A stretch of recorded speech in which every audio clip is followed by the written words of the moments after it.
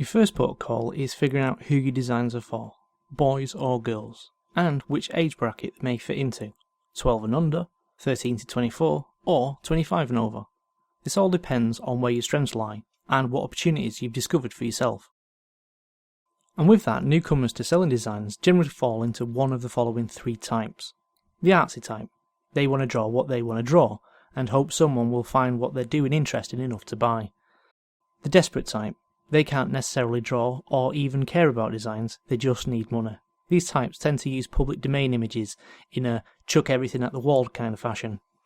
And then we have the adaptive types. These tend to track down what customers want and constantly change strategy as they chase down the money.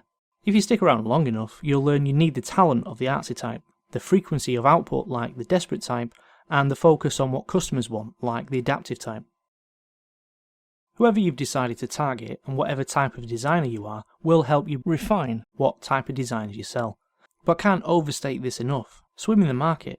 It's only by knowing the subject as closely as the paying customer that you will save time, save money, and of course, make the most money.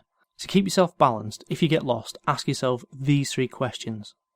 What purpose does the design have? How would you describe the design? And what makes it unique from the competition? If you answer to yourself honestly, you'll tend to calibrate your design to do well.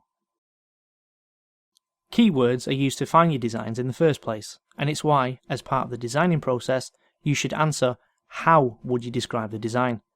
Again, be honest and use your knowledge. Don't cheat thinking that a sudden surge from an unrelated keyword will convert into paying customers, because it won't. It will make people avoid you in the future as they feel lied to, or just generally annoyed at being sent to the wrong place. In either case, they won't feel like giving you money.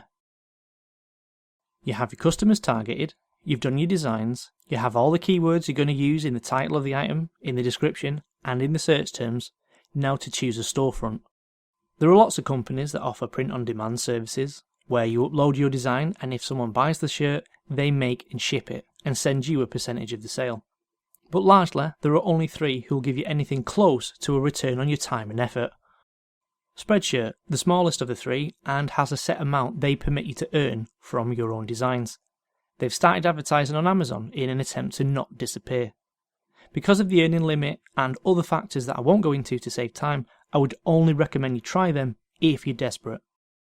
Redbubble has more products on offer than the other two shops I'll mention, and has the added bonus of letting you decide how much you earn from your own designs. Amazon merch is difficult to get into and has restrictions on how many designs you can upload, which are only uplifted if an Amazon staff member takes a shine to your designs. You also only have 90 days before a design that hasn't sold will be removed. If it sells, however, it'll stick around. Even with all those restrictions, you can set your own profit margin and you have access to the biggest collection of customers. Any of these three will see you potentially making money without having to invest a single penny, and avoid the headaches the next option brings. Dropshipping is like the previously mentioned print on demand, except the payment is convoluted. Every time a customer places an order, you pay the cost to have the shirt printed and sent to them. You collect the money from the customer.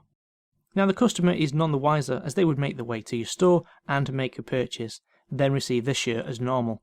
The reason for doing things this way is it makes you the customer and thereby the person responsible for dealing with returns or lost/damaged items. This to me is underhand, and these dropshippers tend to be more expensive, but that's the cost you have to bear if you want this arrangement.